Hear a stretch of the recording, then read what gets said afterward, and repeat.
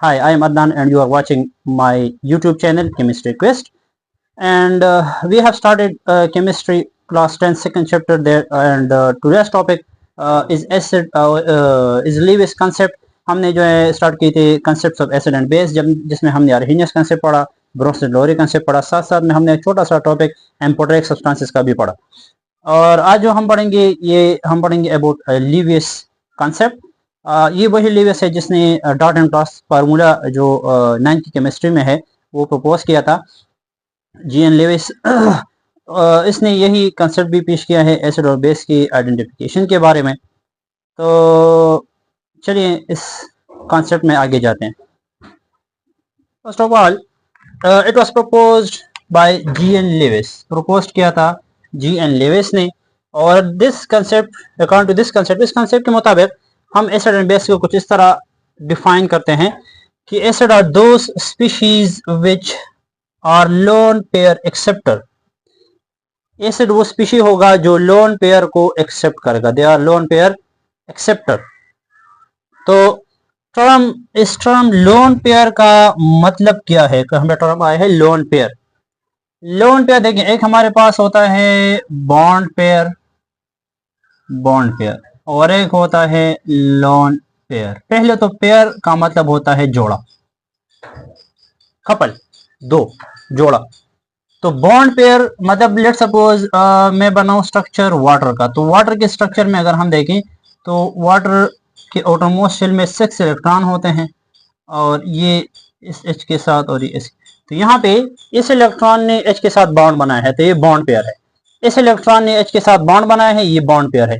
इन दोनों इलेक्ट्रॉन ने बॉन्ड नहीं बनाया तो इसको हम कहते हैं लोन पेयर। इस तरह इन दोनों इलेक्ट्रॉन ने बॉन्ड नहीं बनाया, ये हमारे पास लोन पेयर। लोन पेयर यानी two electron which are not included in the bonding. सही है, वो दो इलेक्ट्रॉन जिन्होंने बॉन्ड नहीं बनाया इसको हम कहते हैं लोन पेयर। तो लीविस कंसेप्ट के मुताबिक एसिड लोन पेयर एक्सेप्टर होगा। अब याद, अगर आपको याद हो 9 में आपने पढ़ा है ऑक्टेट रूल, ऑक्टेट और duplet. Octet rule, duplet rule. Octa mean 8, duplet mean 2। यानी for an atom to be stable it must have either 2 electron in its outermost shell or 8 electron in its outermost shell। तो यहाँ पे मतलब अब एक atom, एक element, एक ion तभी इलेक्ट्रॉन एक्सेप्ट करेगा जब इसकी आउटरमोस्ट शेल में इलेक्ट्रॉन कम हो, एटलीस्ट 2 इलेक्ट्रॉन कम हो, तब भी वो जो है हमारे पास लोन पेयर को यानी 2 इलेक्ट्रॉन को एक्सेप्ट करेगा। मतलब कहने का ये है कि अगर उसके पास इलेक्ट्रॉन लेने की जगह हो यानी ऑक्टेट या डुप्लेट इनकम्प्लीट हो, तब भी वो इलेक्ट्रॉन को एक्सेप्ट कर सकता है। क्लियर है? जैसे कि in case of hydrogen ion, मैंने आपको बताया था कि हाइड्रोजन के आउटरमोस्ट शेल में 1 इलेक्ट्रॉन होता है, लेकिन जब इसे 1 इलेक्ट्रॉन भी चला जाए तो इसको हम हाइड्रोजन आयन कहते हैं। ये हाइड्रोजन आयन स्पेसिफिकली प्रोटॉन, इसका प्रोटॉन कहा जाता है। इसके पास अब एक भी इलेक्ट्रॉन नहीं है, इसके पास एक शेल है। अकॉर्डिंग टू 2n² फार्मूला पहले शेल में 2 इलेक्ट्रॉन आ सकते हैं। तो जैसे इसमें 2 इलेक्ट्रॉन आते हैं ना, तो मतलब अगर कोई एटम होगा, कोई मॉलिक्यूल होगा जिसके पास एक लोन पेयर होगा, तो वो उसी को वो लोन पेयर जो उसको है इसको डोनेट कर वो एक्सेप्ट कर सके, क्योंकि इसके पास तो जगह है इलेक्ट्रॉन एक्सेप्ट करने की। क्लियर है? इसी तरह AlCl3, एल्युमिनियम क्लोराइड। एल्युमिनियम जो है it belongs to group number 3। तो एल्युमिनियम के आउटरमोस्ट शेल में होते हैं 3 इलेक्ट्रॉन। क्लोरीन के साथ इसने बॉन्ड बनाया है। तो we have a total of 1 2 3 4 5 6, a total of 6 electron. This mean that it has still the capacity to accept another lone pair. Similarly is the case of BF3. Boron also belongs to group number 3 and it had formed 3 bonds with the fluorine. So this means that there are such like this, it has a total of 6 electron. तो मतलब ये है कि इसकी 2 electron को accept करने की और भी कैपेसिटी है, मतलब ये 2 और इलेक्ट्रॉन को एक्सेप्ट कर सकता है।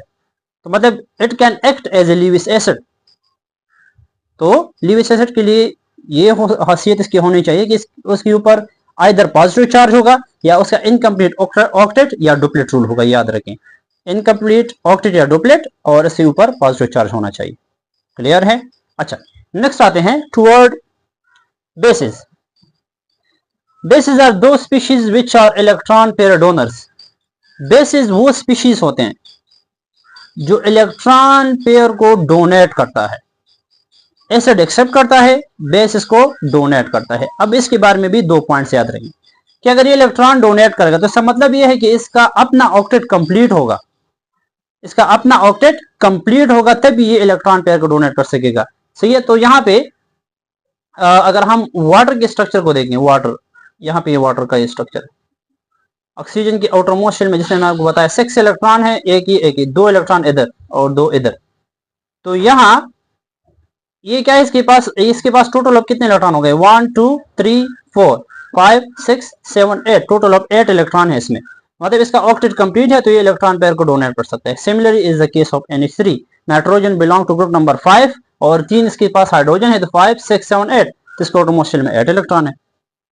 तो मतलब इसका भी ऑक्टेट कंप्लीट, इसका भी मतलब ये है कि इसका ऑक्टेट कंप्लीट होना चाहिए। या इसके ऊपर नेगेटिव चार्ज भी आ सकता है, जैसे हेलोजेंस हैं, फ्लोरीन माइनस या chlorine. Fluorine minus mean fluorine की वजह से आउटर मोस्ट शेल में होते हैं 7 इलेक्ट्रॉन, लेकिन जब माइनस आ जाए तो मतलब एक और इलेक्ट्रॉन इसने एक्सेप्ट किया तो 8।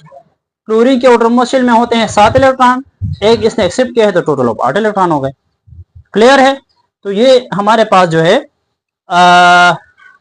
बेस एक्सेप्ट करे। अब एक एग्जांपल के थ्रू मैं आपको समझाता हूँ।